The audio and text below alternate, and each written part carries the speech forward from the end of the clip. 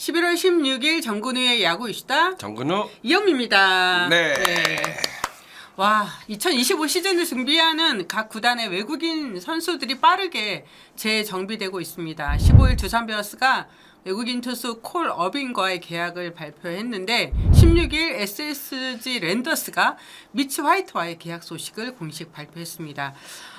먼저 두산의 콜 어빈에 대한 이야기를 나눠보겠습니다. 두산은 그동안 외국인 투수의 부상으로 고전을 면치 못했습니다. 그런 상황에서 어느 팀보다 더 간절하게 좋은 외국인 투수를 찾기 위해 다양한 정보력을 바탕으로 실전에서 빠르게 움직였는데요. 그중 한 명이 콜 어빈이었습니다. 두산은 이제 콜 어빈과 총액 100만 달러 풀 개런티예요. 뭐 이렇게 안 주면 안 오겠죠. 안 오죠. 네. 그래서 두산에서 어빈의 선수에 대한 소개평을 저희가 지금 보여드리고 있고요. 2016년도 필라델피아 지명을 받은 선수였고요. 메이저리그 통산 134경기 선발 투수로 93차례 나왔었고요. 28승 40패, 평균 자책점은 4.54입니다. 콜 어빈 선수의 한국행이 정말 놀라운 점은 2024 시즌 메이저리그에서 100이닝 이상 투구한 투수가 아시아 무대로 방향을 돌린 점이 아닐까 싶은데요. 국내에서만 7팀과의 경쟁이 붙었을 정도로 치열한 영입 전쟁이 좀 펼쳐졌었습니다. 정프로 콜 어빈 선수의 좀 투구 내용 영상을 좀 보셨죠? 네, 맞습니다. 저는 자완 패드인 줄 알았어요. 그 정도로 네. 와, 이 자완 투수가 스위퍼를 던지는 느낌이었기 때문에 슬라이더 가기 굉장히 좋다. 네. 예리하다라고 느껴져가지고 네. 이 선수 대박이다. 어. 정말 두산에서 오랜만에 괜찮은 외국인 선수를 데리고 왔다라고 느껴졌습니다. 알짜다 완전. 건졌다. 콜 어빈 선수는 불과 2, 3년 전만 하더라도 오클랜드 어슬레틱스에서 풀타임 선발로 활약을 했어요. 강점은 볼넷 억제 능력입니다. 2021-2022 시즌 9이닝당 볼넷이 2.0개였습니다. 전성기 시절이라고 하죠.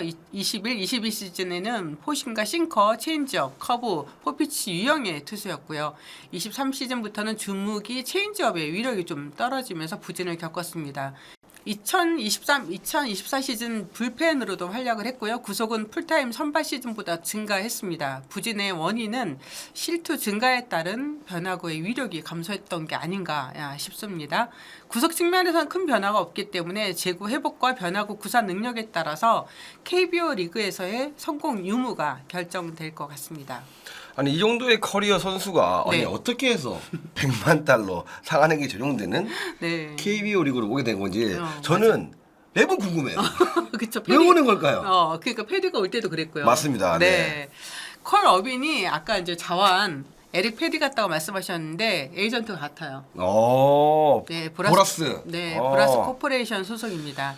제가 취재를 한 결과 콜 어빈이 FA로 풀리자마자 일본의 두 팀이 적극적으로 붙었다고 합니다. 몸값도 150만 달러 이상이었고요. 한 팀과는 구두 합의까지 이뤘는데 바로 계약이 성사되지는 않았어요. 약간 간을 본다고 할까요? 네, 그런 상황이 있었습니다. 그때 두산이 굉장히 적극적으로 연락을 취했고 KBO 리그에서는 아까 말씀하신 것처럼 두산 포함 7개 팀이 경쟁이 붙었다고 하는데요. 두산은 이제 줌 미팅으로 프리젠테이션을 가졌다고 하죠. 에릭 패디 선수도 NC와 계약을 맺은 배경에 가장 먼저 연락 온 팀, 이게 약간 선착순입니다.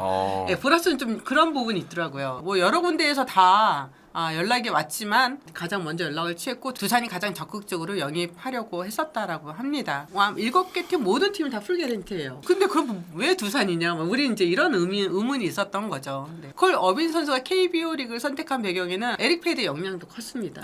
네. 에릭 패디 선수의 성공 사례가 콜 어빈 선수의 마음을 움직였다고 하더라고요. 물론 이제 뭐 SK 시절에 메릴 켈리도 있겠지만 아무래도 최근에 에릭 패디의 상황을 좀 더 지켜보지 않았을까 싶고요. 에릭 패디 선수가 분명히 어빈 선수한테 KBO 리그 관련된 어떤 팁도 전해줄 거라고 하거든요. 네. 아니 그러면 네. 지금 두산에서는 이제 외국인 투수 한 명을 이제 발라주기 투수도 있잖아요. 네. 어떻게 될까요? 아마 정리가 되지 않을까 싶습니다. 재계약은 안 될 것 같고요. 현재 일본에서 활약 중인 한 명의 외국인 투수와 거의 계약에 근접한 걸로 알고 있습니다.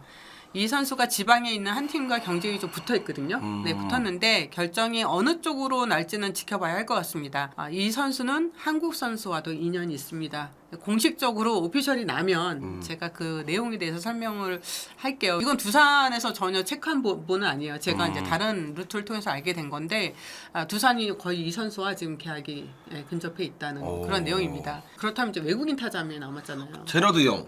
네. 네. 그러니까 제라드 영과도 재계약을 원해요. 두산은요. 네, 하지만 좀 제라드 측에서 몸값이 좀 많이 원하는 것 같아요. 아니 많은 경기도 안 뛰었는데 왜 그러죠?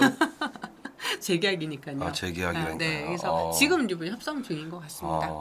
콜 어빈이 네. KBO 리그에서 성공하려고 그러면 ABS가 도입이 됐잖아요. 네네네. 그 적응 여부도 굉장히 중요할 것 같습니다. 콜 어빈 선수가 이제 두산과 계약을 한 다음에 KBO 리그에서 뛰었던 선수들한테 외국인 선수들한테 좀 연락을 했었나 봐요. KBO는 좀 몸쪽 공 잘 안 잡아준다라고 그걸 공통적으로 얘기를 했대요. 네.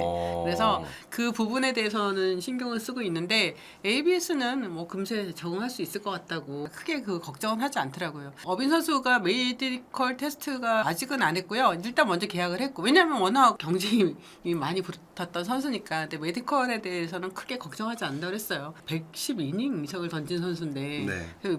몸에 문제가 있었으면 그렇게 공을 던질 수 없었겠죠. 네. 아마 미국에서 메디컬 테스트가 진행이 될 것 같습니다. 또 다른 외국인 선수입니다. 30세의 한국계 투수인 미치 화이트 선수가 내년 시즌부터 SSG 랜더스에서 유니폼을 입고 팬들을 만납니다. SSG는 16일 새로운 외국인 투수 미치 화이트와 총액 100만 달러 전액 보장의 계약을 체결했다고 공식 발표를 했습니다. 저는 미치 화이트라고 그래가지고 깜짝 놀랐어요. 그쵸? 저도 찬호 형을 많이 닮은 찬호 형이 다시 네. 선수로 뛰고 있지라고 생각할 정도로 너무 비슷한 유형의 투구폼을 가지고 있는데 저도 온다 그러길래 깜짝 놀랐습니다. 네. 제가 오늘 최강야구 연습을 하면서 네. 송승준 형한테 네. 형 미치 화이트 SSG 계약했어요 했더니 와! 왜! 이러는 거예요. 승준이 형도 이제 미국에 있었으니까 한국에 온다고 이런 반응을 보이더라고요. 네. 그 정도로 이제 SSG에서 정말 좋은 투수를 데리고 왔다라고 네. 보여지고요. 미치 화이트 선수는 일단 패스트볼 구위가 굉장히 좋잖아요. 무엇보다 제구력이 굉장히 안정되어 있기 때문에 일단 구속 자체도 평균 뭐 150 초반을 이제 넘나들 정도로 굉장히 좋은 구속을 가지고 있고 최고 구속은 156km까지 이제 네. 던질 수 있는 구속을 또 자랑할 수 있기 때문에 저는 이 선수의 또 예리한 커브, 그다음에 슬라이더, 투심, 그다음에 또 스위프도 있어요. 슬퍼요. 네. 와, 요즘에 스위프 안 던지면 마운드에 올라갈 수 없나 봐요. 그 정도로 이제 뭐 변화구 완성도도 뛰어난 투수이기 때문에 저는 SSG가 굉장히 좋은 투수를 영입했다라고 보여주고 있습니다. 일단 미치 화이트 선수의 가장 또 큰 강점은 회전수예요. 회전. 회전수가 2,600이에요. 우와. RPM이. 거의 최상위급이네요. 네. 이제 뛰어난 구속 경쟁력, 마이너리그 시절부터 꾸준히 선발 투수로 활약했다는 점, 그리고 또 선발로 뛰었기 때문에 구종이 좀 다양하다는 거 그런 부분이고요. 미치 화이트 선수 2024 시즌 트리플 A 구종별 평균 구속 및 평균 회전수를 저희가 보고 있습니다. 메이저리그 평균 회전수와 이제 비교를 해서 보고 있는데요. 엇비슷하거나 뛰어난 부분이 있죠. 네. 드래프트 이전 아마추어 시절에 2014년 10년 전이죠. 토미전 수술을 한 경력이 있고요. 2023 시즌 초 팔꿈치 부상으로 약 2개월간 결장을 했었습니다. 2023 시즌부터 커터 고속 슬라이더를 던지기 시작을 했고요. 2024 시즌 부상에서 완전 회복해서 몸 상태에 만족할 반등을 노렸으나 좀 아직 어려움을 많이 겪었습니다. 가장 우리가 또 관심을 갖고 있는 부분은 미치 화이트 선수가 왜 조부모와 어머니 모두 한국인이라는 그래서 한국인 3세라는 사실입니다. 화이트 선수는 2016년 드래프트를 통해서 LA 다저스에서 선수 생활을 시작하면서 토론토 블루제이스, 샌프란시스코를 이렇게 거쳤거든요. 네. 그러다 보니까 토론토에서 유현진 선수 그리고 샌프란시스코에서 이정우 선수 올 시즌이었어요. 네.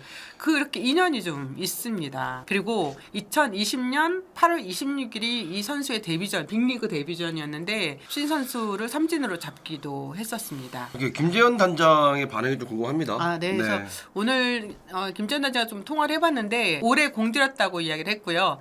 드류 앤더슨과 재계약을 마무리 짓게 된다면 1, 2선발은 다른 팀과 견줄 때 안 밀릴 수 있다는 생각에 정말 적극적으로 달렸다. 들었다고 이야기합니다. 외국인 몸값 상한행으로 어려움은 있었지만 진심을 다했고 그걸 미치 화이트 선수가 받아들였다고 또 설명했고요. 랜더스필드 또 선수가 거주할 송도 국제도시 전경 등을 영상으로 담아서 이렇게 보여주기도 했다고 합니다. 일단 저를 만나야겠네요.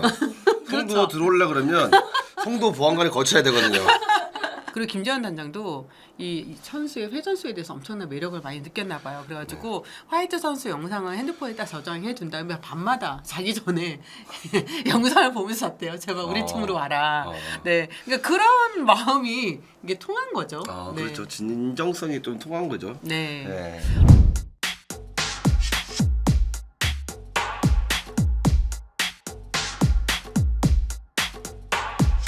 SSG 랜더스가 미치 화이트, 드류 앤더슨까지 만약에 딱 정비가 된다면 어떨 것 같아요? 어느 팀이랑 견주해도 절대 안 밀리겠다라는 네. 어떤 느낌이 들고 네. 지난해 스타트할 때 기아가 굉장히 선발 투수가 좋다고 말씀드렸잖아요. 네. 그것만큼 좋다라고 보여질 수도 있을 것 같습니다. 아, 네. 국내 선발진에서 좀 자리가 하나 정도는 빈다고 생각하지 않으세요? 또 오원석 선수의 어떤 이제 KT로 트레이드로 이제 이적하면서 노경원 선수가 계약을 해야 되잖아요. 그쵸. 근데 계약이 어떻게 되냐에 따라 가지고 문성원 선수가 선발로 돌아갈지 다시 중간에 있을지는 상황을 좀 지켜봐야 되지 않을까 싶은 생각이 듭니다. 외부에서 데려올 수도 있을까요? 아직까지 SSG가 최정 선수 말고는 크게 FA에 대해서 영입이 없기 때문에 외부에서도 지금 가능하지 않을까라는 생각이 조금 듭니다. 예. 그리고 키움으로부터 들리는 최근 흥미로운 소식이 있습니다. 근데 도대체 네. 어떤 흥미로운 소식입니까? 네, 야시아이 푸이그 선수의 이제 KBO 리그 복귀 소식인데요. 뭐 ESPN에서도 푸이그 선수가 2025 시즌 계약을 위해서 아시아 팀을 알아보고 있다라고 이야기를 했었죠. 올 시즌에 로니 도슨 선수가 시즌 중반에 부상으로 아웃이 되면서 외국인 타자 없이 시즌을 마쳤잖아요. 도슨 선수의 빈자리를 채울 외국인 타자로 삼성 출신의 루벤 카데나스와 계약했다는 소문도 있었는데 취재한 바에 의하면 메디컬 테스트에 문제가 있었던 걸로 보입니다. 그래서 그 협상은 좀 중지된 상황이고요. 그러면서 키움이 내년 시즌 외국인 선수 구성을 투수 1명, 타자 2명으로 하는 게 아니냐라는 그런 소문이 있었거든요. 네, 키움에서도 아직까지 이 부분은 결정하지 못했다고 합니다. 선발 투수는 5일에 한 번 나오는 거고 야수는 또 매일 나가기 때문에 지금 키움 입장에서 야수의 데스가 좀 약한 부분이 있는데 야수 2명을 간다 그래도 이것도 굉장히 매력적일 것 같다라고 느낌이 옵니다. 저는. 네. 네. 그래서 제가 키움 측 입장을 좀 확인해봤거든요. 이제 키움은 푸이그 선수와 연락한 건 인정을 했습니다. 처음에는 안부자 전화를 했었고 두 번째는 한국 복귀에 대한 의사를 물어봤다고 합니다. 푸이그 아주 긍정적인 반응이었다고 하고요. 근데 지금은 딱 그 상황까지라고 합니다. 다 좋은데 그럼 왜 계약이 성사되지 않았냐라고 물었더니 지금 푸이그 선수의 법적인 문제가 좀 걸려 있잖아요. 네네. 그게 아직 확인이 안 됐나 봐요. 네, 그래서 그거는 확인 중인 상황이라고 했고요. 키움이 외국인 타자 2명으로 갈지 어떻게 될지 지금 딱 결정을 못한 상황에서 우리가 이렇게 간다라고 설명을 못하겠다라는 게 지금까지의 키움의 입장입니다. 뭐 그 이후에 키움이 또 방향이 확 정리가 될 수도 있는 거니까요. 저는 이제 도슨 선수가 만약에 6월달 안에 들어올 수 있다 그러면 야수 2명으로 스타트하지 않을까 싶은 생각이 듭니다. 네. 왜냐하면 또 6월달 되면 좋은 투수들이 많이 들어올 수 있는 상황도 생기기 때문에 그때까지만 잘 버티면 충분히 승부를 걸고 그 둘 중에 한 명을 데리고 가느냐 그러면 투수 한 명을 다시 2명으로 갈지 그때 되면 아마 고민을 할 것 같은 생각이 좀 들어가지고 처음에 타자 2명으로 갈 가능성도 없지 않아 저는 크다고 봅니다. 그렇죠. 있을 수 있다고 생각해요. 네, 네. 그리고 그러다 보니까 지금 뭐 카데나스 선수는 그렇게 지금 스톱이 된 상황이고 다른 외국인 타자 한 명이 뭐 이름이 거론되고 있죠. 네, 근데 그 부분도 키움에서는 확인을 지금은 좀 곤란하다. 네, 네, 말씀드린 네. 곤란하다 그런 입장이었어요. 제가 이제 후라도 선수 헤이스스 그러면 어떻게 되느냐라고 물어봤거든요. 근데 지금 각 구단이 외국인 선수 재계약 여부를 이번 달 안으로 KBO에 그 이야기를 해야 되나 봐요. 네, 뭐 네. 재계약할 건지 안 할 건지 여부를. 그래서 그것도 지금 정리를 하고 있는 중이라고 합니다. 후라도 선수 측에도 좀 물어봤는데 아직 이게 딱 명확히 안 된 것 같아요. 그래서 키움으로서 시간이 많지 않은 상태라서 저희 방송에 나오는 이제 이번 주죠. 이번 주 안에는 윤곽이 잡히지 않겠느냐라는 그런 입장이었습니다. 가장 궁금한 선수가 지금 최원태 선수죠. 네. 네. 또 LG와 최원태 선수 측이 만났습니다. 정리의 야구 시간.